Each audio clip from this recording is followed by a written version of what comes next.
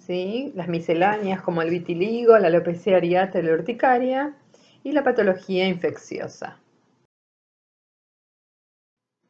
Comencemos con las misceláneas.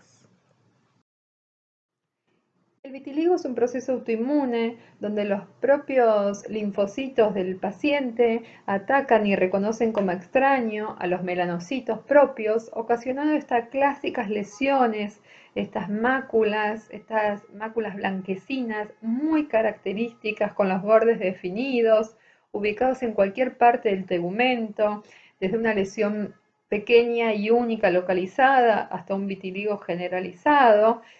Clásicamente esta mácula se diferencia bien de la piel de alrededor, es una mácula brillante, bien nítida, que en ocasiones cuando empieza a repigmentar al hacerlo a través del folículo del pelo, ocasiona estos puntitos negros que se pueden ver en algunas de estas fotos, producto de la repigmentación a través del folículo del pelo.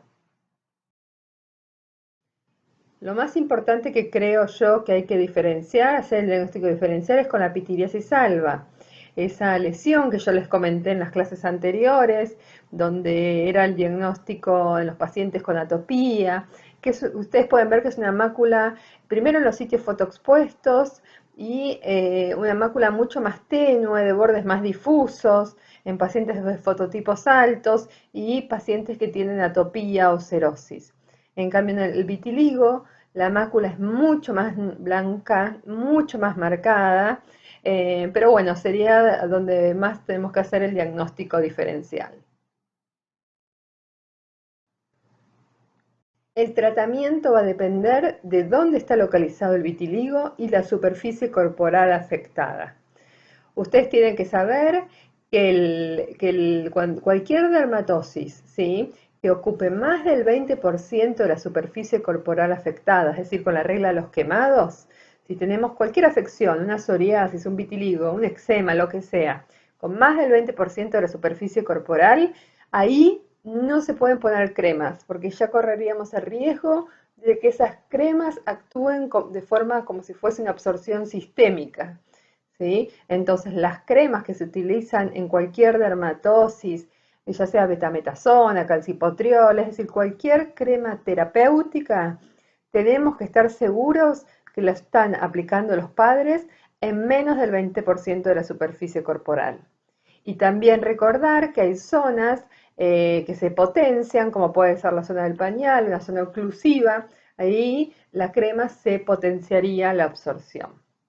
En cuanto al tratamiento del vitiligo, uno siempre aconseja el acompañamiento terapéutico, ya sea porque también la parte psicológica juega un papel importante en cuando se desencadena el vitiligo, pero también para acompañar a estos chicos que tienen estas lesiones, que si bien no le ocasionan ningún impacto en su cuerpo, sí tienen mucho impacto en la parte emocional.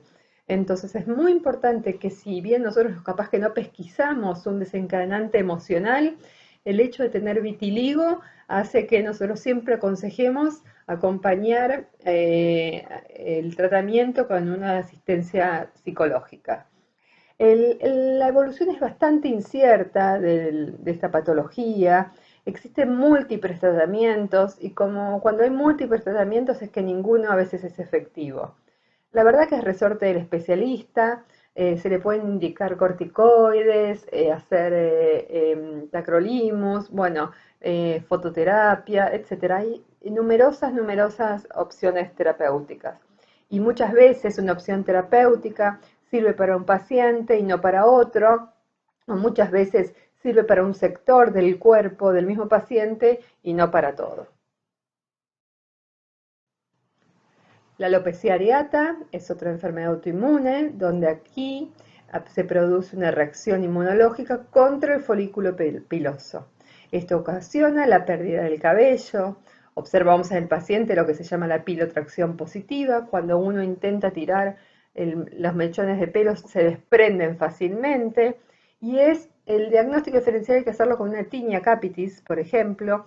Y acá la alopecia areata es una placa, ¿sí?, sin escamas, con un fondo bien limpio, Obviamente se pueden ver a veces pelos de rebrote ahí, pero no de escama. Tenemos de diferentes tipos, puede ser una, como vemos abajo a la derecha, una placa en el vértex, que ustedes ven bien este fondo limpio, pero también tenemos pacientes con alopecias casi totales y universales, incluso que se pierde las cejas, las pestañas y el vello corporal. Hay combinaciones, por ejemplo, esta paciente tiene la presencia de pestañas, tiene pocas cejas que ha perdido y tiene una alopecia universal. La verdad que el tratamiento es muy complejo, así como yo les decía del acompañamiento psicológico en el vitiligo, también está aconsejado aquí.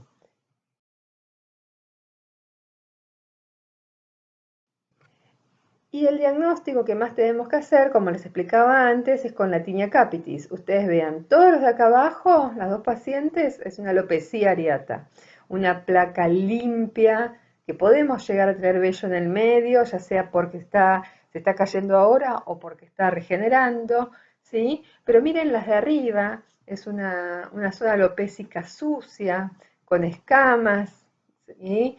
Eso es una tiña. Ambas pierden el pelo, pero son de etiologías diferentes.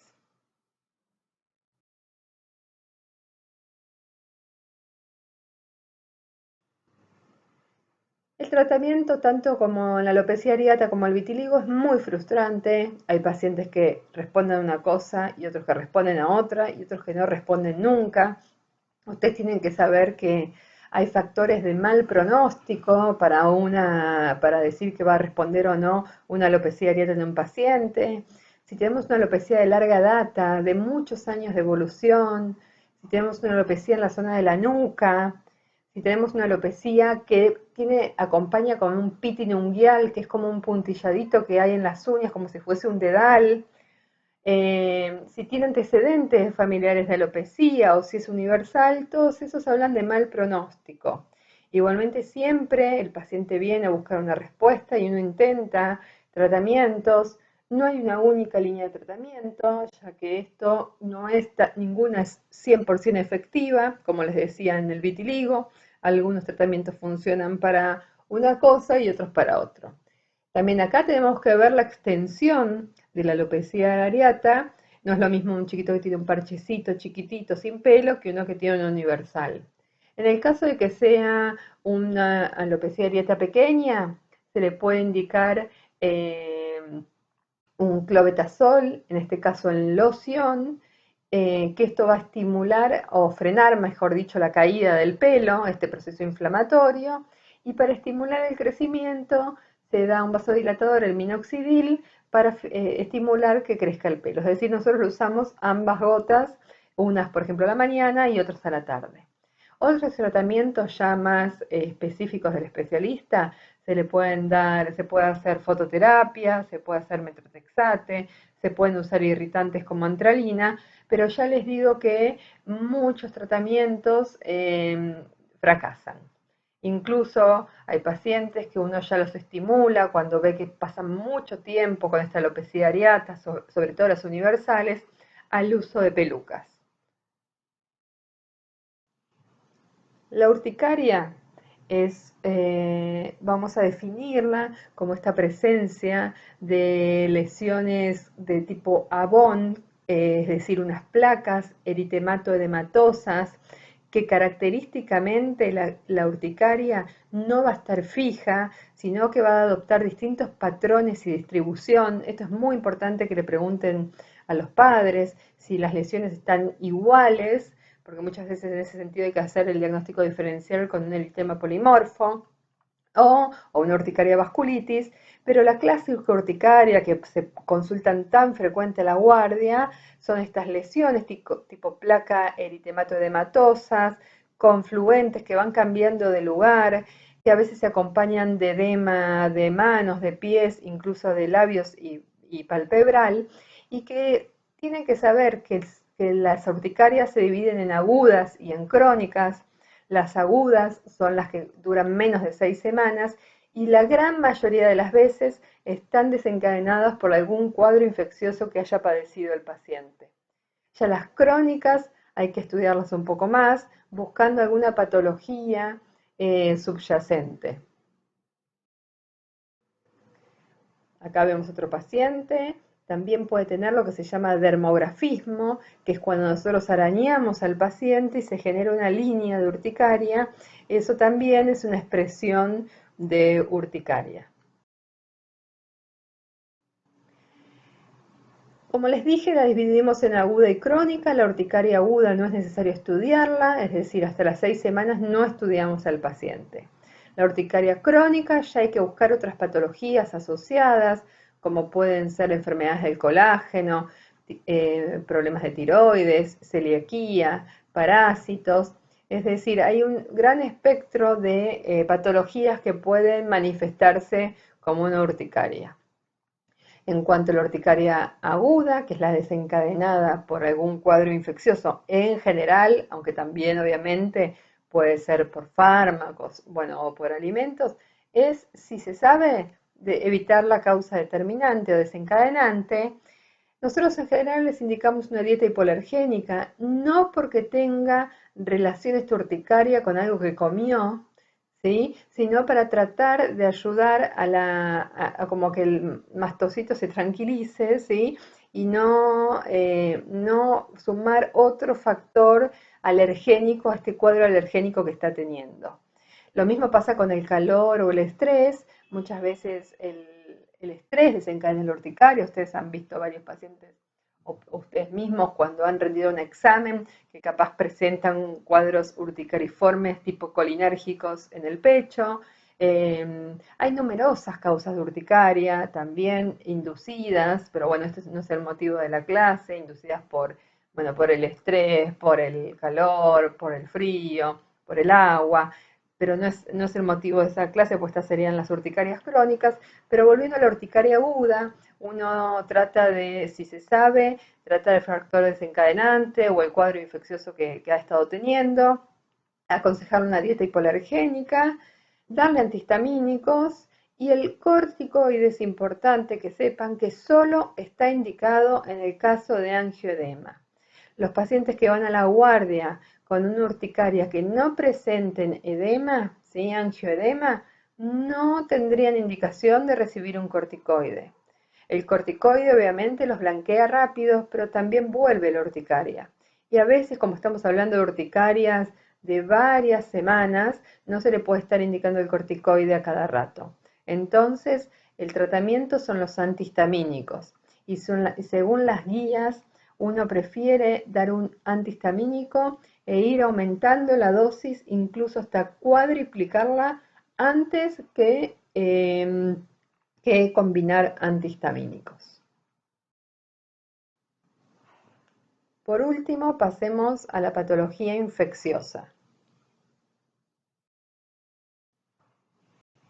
El impétigo son lesiones infecciosas que comprometen la piel, que característicamente aparecen sobre una piel dañada, ya sea por una dermatosis previa o por una picadura o por una dermatitis atópica que el paciente se ha rascado.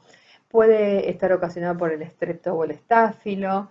Generalmente, clínicamente, vemos la clásica costra melicérica, ¿sí? Que parece como un color de miel. Presentan rápida evolución, quizás el paciente empezó con una afección en la nariz por un catarro que se empezó a tocar y eso enseguida ocasiona una diseminación por alrededor de la boca con estas placas exudativas con costras. Como les dije, tenemos una picadura previa, una varicela, cualquier cosa que desencadena la infección por el estrepto o el estáfilo y esto genera la presencia de una pápula, una vesícula y una costra. Por eso el tratamiento es importante estar dirigido al tratamiento antibiótico, si vamos a hacer un tratamiento local, a sacar esa costra melicérica para que pueda penetrar el antibiótico.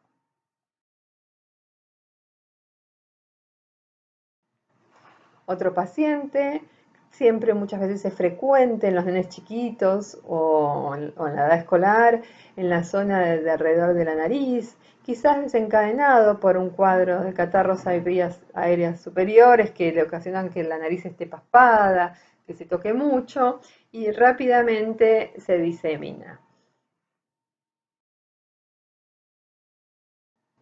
Tenemos un impetigo costroso y un impetigo ampollar. El impetigo ampollar está desencadenado por las toxinas del estáfilo, ¿sí? Y el impetigo costroso se ven estas lesiones, como pueden ustedes ver, tipo costras.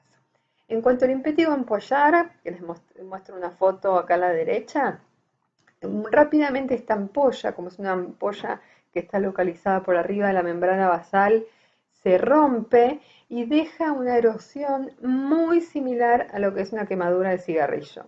Entonces hay que hacer un diagnóstico diferencial con el maltrato. No es una ampolla que quede mucho tiempo, ¿sí? Enseguida es una ampolla flácida que se rompe dejando una erosión. El tratamiento del impétigo, tanto el ampollar como el costroso, va a depender de la localización, de la edad del paciente, del estado previo de inmunocompromiso o no, ¿sí? Pero bueno, en general cuando las lesiones son únicas, que podríamos decir una, dos, ¿sí? O quizás hasta cinco, se puede elegir el tratamiento local. El tratamiento local es con un decostrado, que se puede preferir el agua de Alibur o el de Codex independientemente una de la otra. El agua de Alibur, recuerden que se diluye el tercio y la de Codex al medio, una tapita del producto, más 2 o 3, según corresponda, de agua tibia de la canilla. Es importante aclarar a los padres que este preparado luego se tira, ¿sí? Si bien se hace 3 veces por día, uno pone una tapita y 2 de agua tibia en la canilla, y ese preparado, una vez que se usa, se descarta y en la próxima ocasión se preparará otro. Luego de dejar unos 10 minutitos con este preparado, se trata de raspar para sacar la costrita, luego se seca y se coloca la mupirocina con el ácido fusídico. Obviamente, si esto no responde, si son demasiadas lesiones o si el paciente tiene un estado de inmunocompromiso, se preferirán antibióticos sistémicos. Y para esto recuerden que la amoxicilina no está indicada. Nosotros indicamos cefalexina, clindamicina o la trimetroprima con sulfamethoxazol. Un capítulo aparte, producido también por el estáfilo, pero en este caso ya un síndrome un poco más, o una situación un poco más grave, fundamentalmente porque muchas veces sucede en niños muy chiquitos, incluso en la etapa neonatal, es el síndrome estafilocóxico de la piel escaldada o llamado SEPE. Clásicamente empieza como un eritema generalizado muy caliente y muy doloroso. Los chicos muchas veces nos dejan que los agarren, que los toquen los padres por una sensación de hiperalgesia en todo el cuerpo. El paciente está irritable, malestar, puede tener fiebre y mucho, mucho dolor en la piel. Eso es lo característico. Por las toxinas del estáfilo se van a generar, así como en el impétigo ampollar les dije, se generaban una ampolla flácida. Acá también va a suceder esto. Y estas ampollas flácidas normalmente rápidamente se destechan, dejando superficies denudadas. Y característicamente en la cara se producen como unas arruguitas peribucales con costras y costras menicéricas que dan las características cara de viejo tan fácil de ayudarnos al diagnóstico del SEPE. Acá ven esta paciente, una paciente bebita, con estas pseudo ragadíes, ¿sí? Esta cara de viejito con estas escamas, estas fisuritas peribucales. Esta paciente también tiene un destechamiento y erosiones perioculares, pero vean ustedes, esta boca, esta afección peribucal es muy característica del SEPE.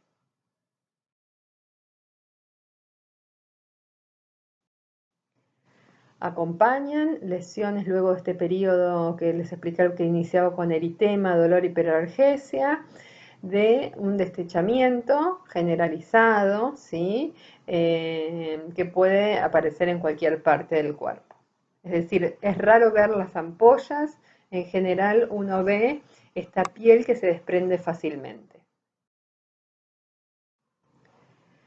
El tratamiento obviamente depende del estado del paciente, obviamente como muchas veces son muy chiquititos, incluso en la etapa neonatal, se internan, hay que darle antibiótico sistémico, se puede la zona peribucal indicar un antibiótico tópico, obviamente, pero el antibiótico tópico no va a ser solo el tratamiento de elección, se puede indicar que se mojen o humecten esa zona con vaselina y siempre el decostrado de las costras. Estas lesiones, por ser superficiales, curan ad integrum, no dejando en general secuelas cutáneas.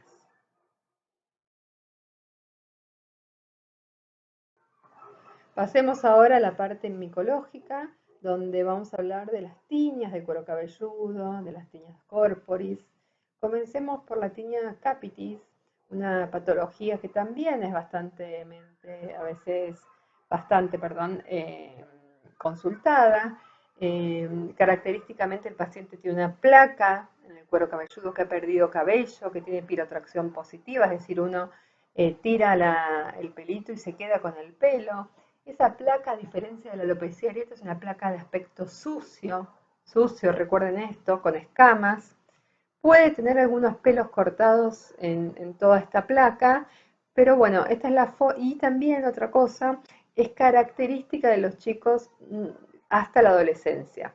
¿Por qué? Porque las tiñas de cuero cabelludo, cuando en la adolescencia, por el tema de la grasitud y el sebo, producto de las glándulas sebáceas, ya es difícil que se presente una afectación del folículo del pelo por un hongo.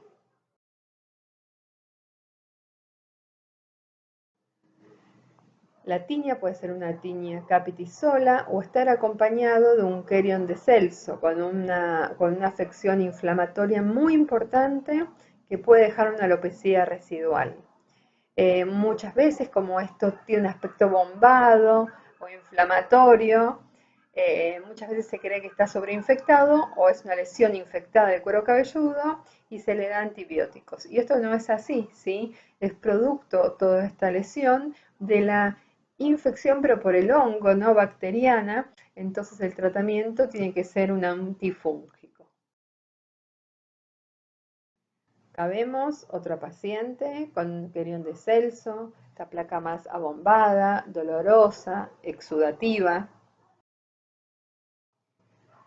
La paciente de la izquierda tranquilamente puede ser confundida con un absceso, ¿sí? Pero bueno, tiene un querión de Celso y aparte otras tiñas capitis esa paciente.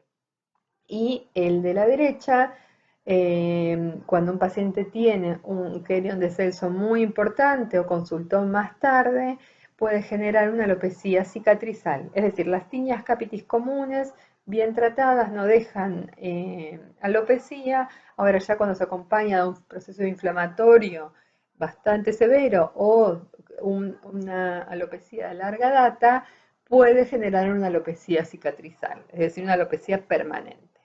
Cuando tenemos un querion de Celso, es aconsejable agregarle por un tiempo, una semana, una deltisona a 1 miligramo kilo día. El tratamiento, ¿sí?, de la tiña capitis, ¿sí?, es vía sistémico. No se utilizan polvos, no se utilizan lociones, no se utilizan cremas. El hongo está metido dentro del pelo y hay que tratarlo de forma sistémica. La indicación es darle gliciofulvina, que se da de 20 a 25 miligramos kilo día en una única toma. La gliciofulvina viene comprimidos de 500, entonces ahí vamos a ver, según el peso del paciente, cómo se fracciona ese comprimido. Si se le da un cuarto, medio, etc. Máximo 2 comprimidos, y es importante que sepan que la gliciofulvina se absorbe mejor con alimentos grasos. Entonces, en general, como son nenes chiquitos, supónganse que ustedes le tienen que dar medio comprimido, por el peso, se le indica a la madre que en una cucharita pongan un poco de crema, de queso crema o de dulce de leche y le pongan el polvillo de la grisofulvina. Este tratamiento se hace por lo menos durante 6 semanas, es decir, tenemos que tener la cura clínica y micológica. Si tienen, entonces sería la indicación ante una tinea capitis, primero hacerlo micológico, directo y cultivo. El directo lo vamos a tener enseguida. Empezamos con el tratamiento con grisofulvina y lo citamos al mes. Al mes vamos a obtener el resultado del micológico, el cultivo que hemos hecho en un inicio, y podemos evaluar al paciente para ver cómo sigue. Si ese paciente sigue teniendo lesión, volvemos a hacer otro micológico para corroborarlo. Más o menos el tratamiento, para que ustedes sepan, es entre 6 semanas y 8 semanas. Puede ocasionar esto, quiero decirles, que el Querion de Celso, por tener un componente inflamatorio muy importante, que tengamos un micológico directo negativo. Por eso es importante pesquisar y darse cuenta que estamos frente a un Querion de Celso para no dejarlo esperar hasta obtener el definitivo, ¿sí? Y empezarlo a tratar independientemente de ese inicial micológico directo negativo, porque muchas veces este componente inflamatorio del Querion de Celso hace que no se vea en el directo. ¿Podemos acompañar con un shampoo durante todo el tratamiento? Sí, un shampoo médico con ketoconazol.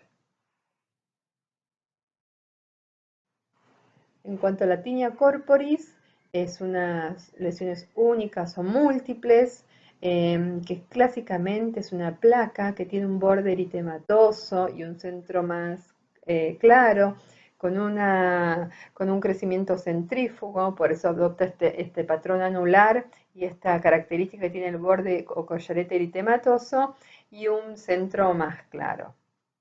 Es pruriginosa y puede estar localizada en cualquier parte del cuerpo.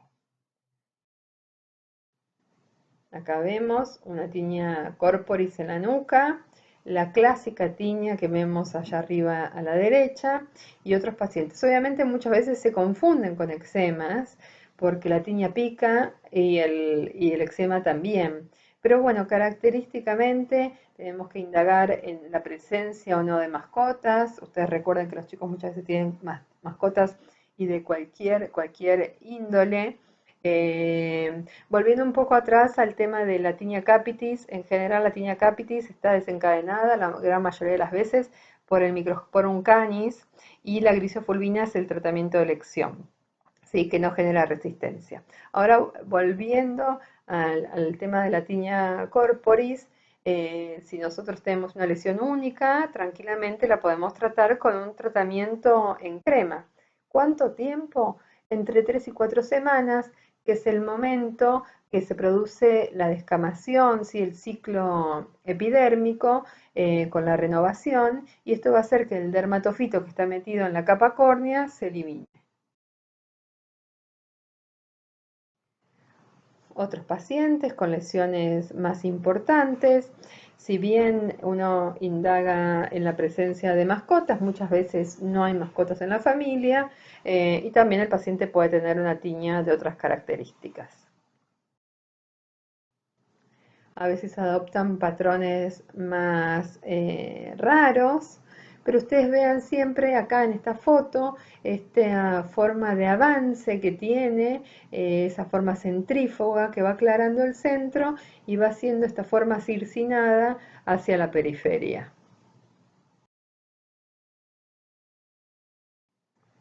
Como les decía antes, el diagnóstico es con el eczema. Muchas veces es dificultoso y ahí nos valemos del examen micológico. Cuando tenemos dudas, ya que el tratamiento es completamente diferente, en uno hay que ponerle un antimicótico, en el otro hay que ponerle un corticoide. Entonces, si no estamos seguros de estar presentes frente a una tiña, se aconseja hacerle un micológico. Y el gran problema, por eso les digo, lo que es importante hacer un micológico previo, es cuando tenemos pacientes pensando que es un eczema y están tratados eternamente con corticoides, tenemos lo que ocasiona la tiña incógnita. Esta tiña incógnita es una lesión producto por un hongo en una piel córtico-estropiada. Esto hace que adquiera una profundidad, el hongo, un poco más severa y aparte que adquiera unas formas no tan características de tiña, por eso se le dice el nombre de tiña incógnita porque no es tan fácil de diagnosticar. Es por eso que les recuerdo que es muy importante estar seguro si uno está frente a una tiña y si no, mejor hacer un micológico previo. Acá vemos una tiña incógnita en la cara de un paciente que pensaban que era un eczema y usó durante mucho tiempo un corticoide. Vean estas pápulas periféricas, este aclaramiento central, pero muchas veces en este tipo de tiñas, porque como son de larga data el uso de corticoides sobre esta lesión, ocasiona que la lesión sea un poco más profunda y muchas veces en estos casos hay que darle tratamiento sistémico. En cuanto a la escabiosis o sarna, es una parasitosis desencadenada por el Sarcoptes scabei. Se produce por un contacto directo o por fomites, es decir, si se comparten capaz que la ropa, ¿sí? O las toallas. Tenemos distintos tipos de lesiones en un paciente. Tenemos lesiones provocadas por el prurito intenso que tienen los pacientes, que en general es nocturno. Lesiones directas donde está el ácaro comprometido, que son los surcos acarinos, que supuestamente se ven entre los espacios interdigitales de las manos y las muñecas, y unas vesículas perladas que se ven en las plantas y palmas del bebé. O lesiones indirectas, productos por el rascado y el prurito. Esto hace que la sarna tenga un aspecto bastante polimorfo entre la sobreinfección que puede tener, las lesiones por rascado y las lesiones per se de la escabiosis. El sitio que tenemos que evaluar va a depender de la edad del paciente. ¿Sí? No es lo mismo un bebé que un adulto. En general, los adultos tenemos en las muñecas, en los lugares, en los espacios interdigitales, en las mamas, en la zona periumbilical, son los sitios muy frecuentes de afección y los testículos. En cambio, el lactante o el niño pequeño, la escabiosis es mucho más generalizada. No solo tendremos compromiso en esos lugares, sino también podemos tener las axilas y mucho compromiso palmo-plantar. Acá vemos otras manifestaciones y otros sitios de localización. De acuerdo a la edad del paciente, busquen en el lactante la zona axilar, busquen palmas, plantas, genitales. Y en la foto de la izquierda, tan característico, las lesiones de una madre, donde tienen los espacios interdigitales, y en la zona perioareolar. Un lactante con lesiones muy polimorfas, localizadas en todo el cuerpo, y las características lesiones producidas por el ácaro en las plantas de los pies. El tratamiento es importante que sea familiar, tengan o no tengan lesiones. Esto es muy importante para recalcar. No es el tratamiento solo del caso índice, ya que por el ciclo del parásito, en 2 o 3 semanas va a haber otro integrante de la familia con lesiones de escabiosis. Entonces, no importa si el paciente sea el único que tenga el síntoma, se le debe hacer el tratamiento al grupo familiar, tanto de la ropa como de las personas. Nosotros elegimos la permetrina, que viene en loción o crema fluida. Recuerden que se coloca del cuello hacia abajo, se dice que las lesiones faciales no son habitadas. Y hay que bañarse luego de esta puesta de crema con un jabón común, no es necesario usar un jabón especial. Y lo que sí, respetamos los horarios, que más o menos los niños y adultos, o sea, los niños de más de 12 meses, con 8 horas es suficiente, y en los menores de un año más o menos se deja entre 4 y 6 horas. La permetrina se coloca el día 0, 5 y 10, y recién ahí está curada la infección.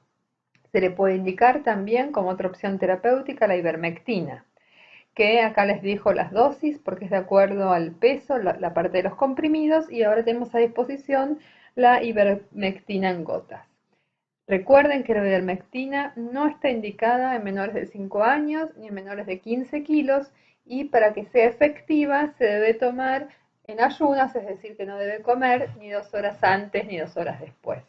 El tratamiento de la ropa es muy importante que acompañe, ya sea con el lavado con agua muy caliente, el planchado de las costuras con una plancha bien caliente, o quizás lo más fácil y lo más práctico es poner 3 días en una bolsa cerrada toda la ropa que estuvieron usando este último tiempo, es decir, el parásito no vive mucho tiempo sin comer y sin infectar, entonces no es que se tienen que poner una ropa que usaron hace 6 meses en una bolsa, sino la que estuvieron usando el último tiempo.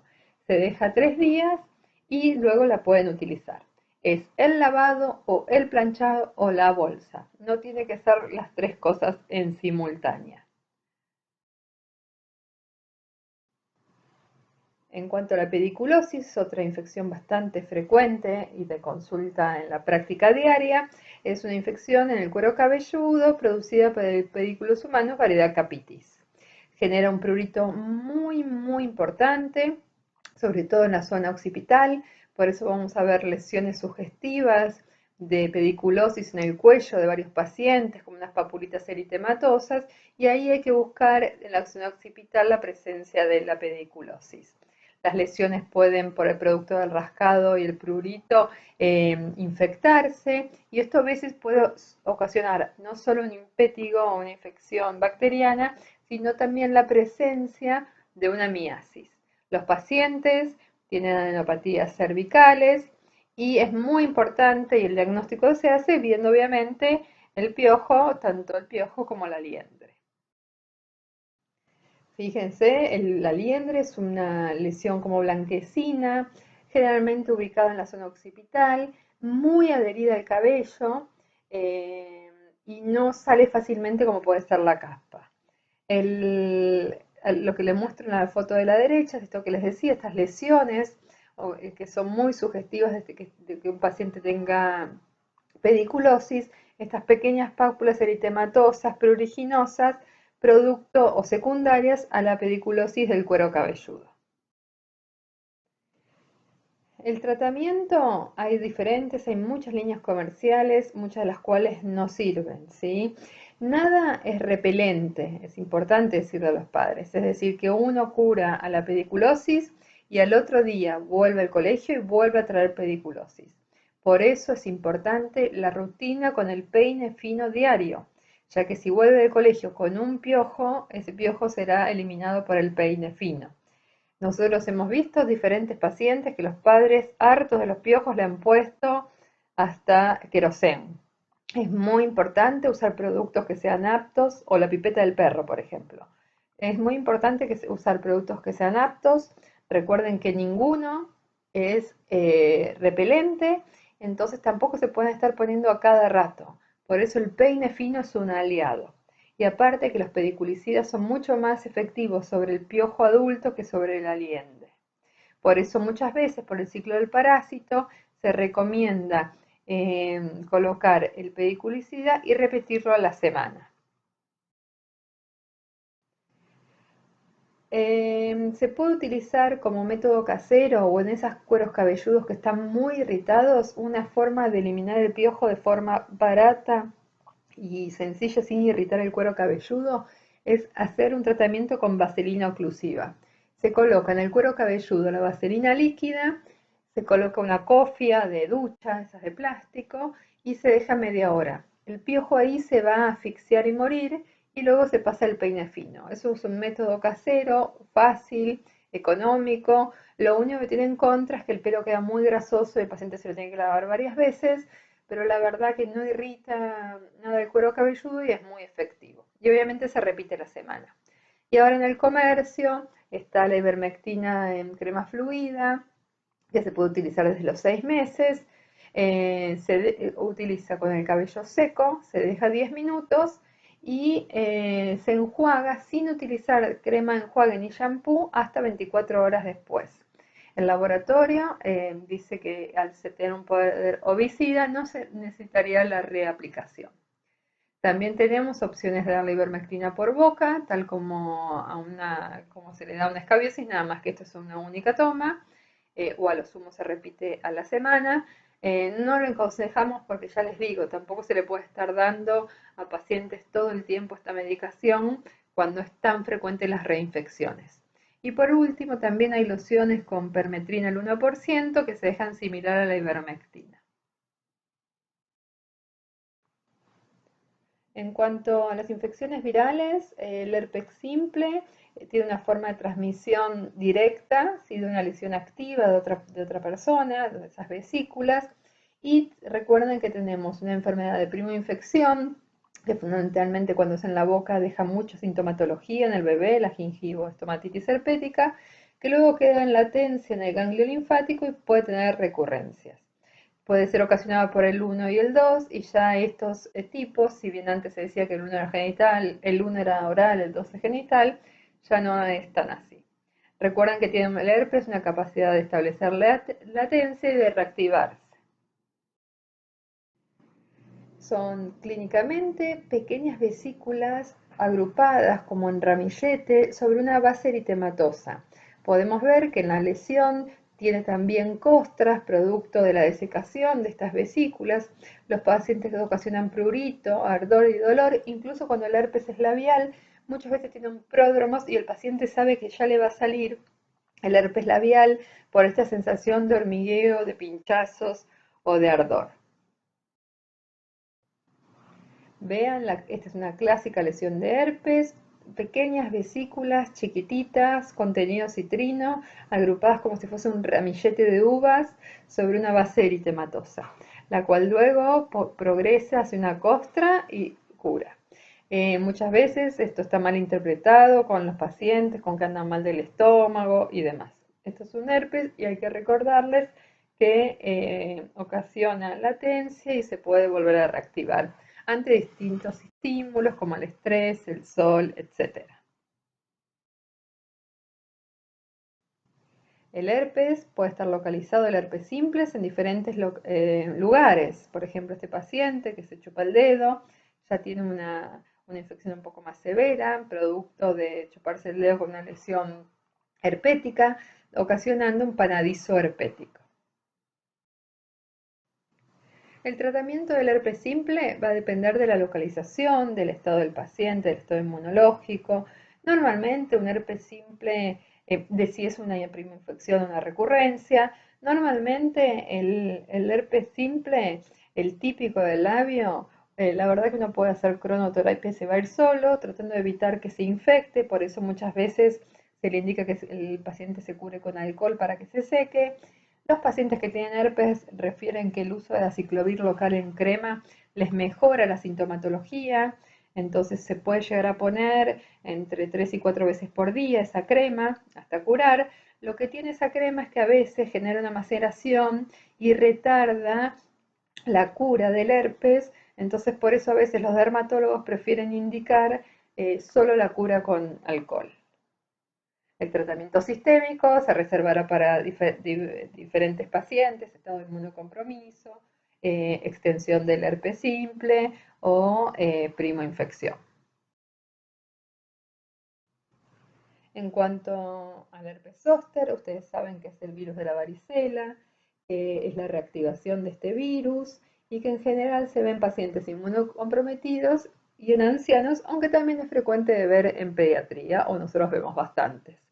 Clínicamente también hay una presencia de dolor y prurito. La erupción son estas vesículas agrupadas en ramillete, pero que siguen dermatomas. Los dermatomas pueden estar en diferentes localizaciones, ¿sí? Veamos uno ahí en la parrilla costal, vean esto, por eso los pacientes dicen la clásica culebrilla, esta forma así como serpenteante, que ocasiona solo un hemilado, ¿sí? Un dermatoma, con la presencia de vesículas sobre una base eritematosa, ya sea en la zona de la parrilla costal o en la foto de la derecha, en la zona de los genitales y del muslo, siempre abarcando unilateralmente. Hay que recordar a los pacientes en el tratamiento que sea un tratamiento médico. Lo que pasa es que como está tan conocida esta patología, muchas veces los llevan al curandero, ocasionando más infecciones que beneficios. Otro paciente con distintos estadios evolutivos, fíjense casi en la zona de la línea media ya empieza a tener costras y más vesículas, pero que siguen un dermatoma. Hay que tratar de que no se sobreinfecte, y la neuralgia postherpética no es tan frecuente en los niños como sí en los adultos. El tratamiento es con el aciclovir, entre 7 y 10 días. Obviamente depende del estado de inmunosupresión o no, se decidirá la internación o será en los pacientes inmunocompetentes de forma ambulatoria. Siempre cuidándose que no se infecte, que no se sobreinfecte, por lo que si hay prurito se asocia un antihistamínico y se pueden aconsejar curas locales con agua de Alibur o agua blanca de Codex. No es necesario ponerle el aciclovir en pomada, ya que lo recibirá por vía oral.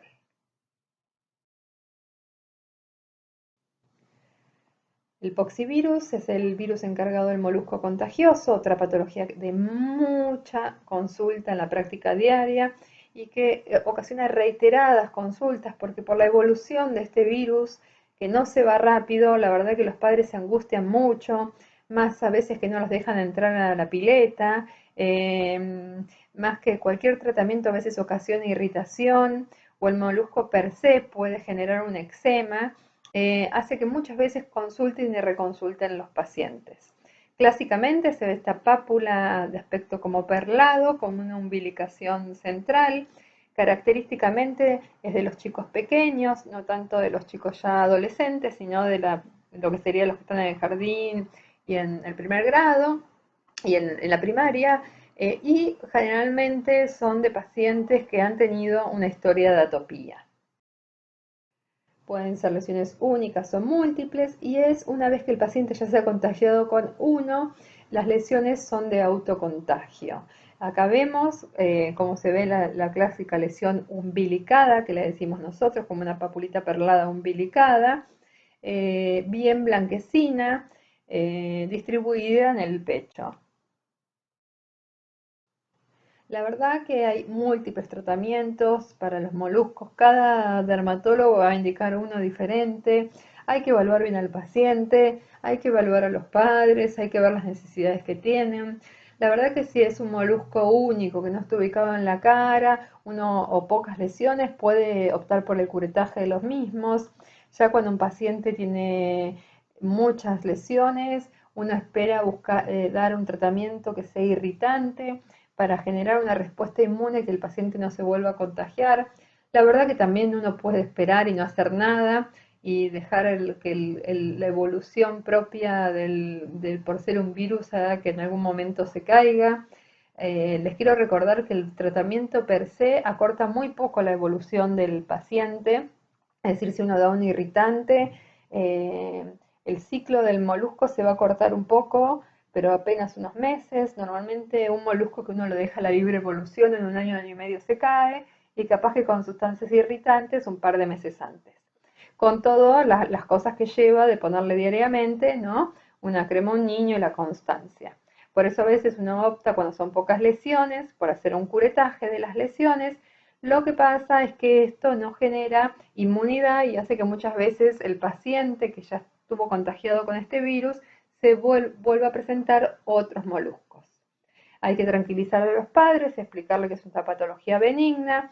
En el caso de las piletas, que muchas veces en natación no los dejan entrar, hay que recordar que esto es algo de contacto. Entonces, por ejemplo, que un chico tenga moluscos en el pecho, puede ir tranquilamente con una remerita de agua y no contagia. Finalmente, las verrugas ocasionadas por el HPV. Tenemos diferentes formas de presentación y de localización. Las verrugas plantares, muchas veces confundidas como callos o astillas, como presentan un dolor, los pacientes dicen me clavé algo, se empiezan a escarbar en esa zona y se sobreinfectan. Son frecuentes de ver y son también producidas por un contagio de contacto. Hay distintos tipos de presentación, la clásica de la mano, esa verruga exofítica, como un aspecto de un coliflor.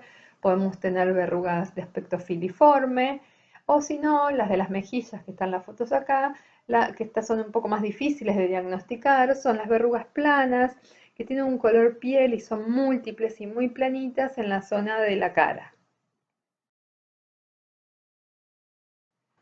Acá vemos más verrugas plantares que ocasionan, si están en lugares de apoyo, mucho dolor. El tratamiento también, hay múltiples tratamientos. Nosotros optamos por el ácido salicílico, que hay en diferentes presentaciones y en diferentes concentraciones. Puede ser en gel o en laca. Siempre es un tratamiento tedioso que se realiza durante varios días, donde primero hay que limar la verruga, luego proteger la piel de alrededor con algún ojalillo o una vaselina sólida y luego colocar el ácido salicílico bien en el ojito de la verruga, tratando de no lastimar la piel de alrededor. Pese a esto, pese a que los padres sean cuidadosos, muchas veces se macera o se lastima la piel de alrededor, haciendo el fracaso terapéutico porque no se quieren volver a poner la loción. El tratamiento es largo, sí, y hay que acompañar a los padres en este tratamiento. Otra opción es hacerle electrocoagulación, es anestesiar las verrugas con un anestésico y quemarlas, y si no, también tenemos la opción de la criocirugía. La criocirugía tampoco es mágica, es un sifón de nitrógeno líquido que quema la verruga y muchas veces se necesitan varias sesiones porque es doloroso, entonces también hay que explicarle esto a los padres. Y muchas veces se hacen tratamientos concomitantes, es decir, se le da en la casa que utilicen un ácido salicílico y en el consultorio que venga a hacer crío. En cuanto a las verrugas de la cara, esta hay que tener más cuidado porque cualquiera de estos tratamientos pueden dejar una lesión pigmentada permanente. Por eso en esas opciones se prefiere el uso de Mickey Mod, el que puede ser al 5%, colocado con suma cautela, sin irritar la piel, 3 veces por semana. Tanto el tratamiento de las verrugas como el tratamiento de los moluscos es un tratamiento tedioso y largo, siempre tratando de no lastimar la piel de alrededor y siempre cortando el tratamiento si uno ve eritema o lesión en la lesión. Es decir, si tenemos un molusco que se ha puesto rojo, ya a ese ya se le deja de poner la sustancia irritante. O si tenemos una verruga vulgar que toda la piel de alrededor está macerada y erosionada, se le dice al padre que descanse un par de días de tratamiento y que lo vuelva a reiniciar. Y finalmente recordar que la presencia de lesiones de verrugas en la zona genital en un chico que se llaman condilomas acuminados y que tienen este clásico aspecto como en coliflor es un abuso, ¿sí? O una sospecha de abuso y donde necesitamos una evaluación exhaustiva e interdisciplinaria para acompañar y asesorar a este paciente que puede estar siendo sometido a una lesión de abuso. Obviamente el HPV genital también puede ser por transmisión materno-fetal o también por el cuidado de personas que tengan verrugas en las manos y bueno, se contagie al bebé en el cambio del pañal. Pero siempre sospechar que el paciente puede estar en riesgo de un abuso infantil. Muchas gracias.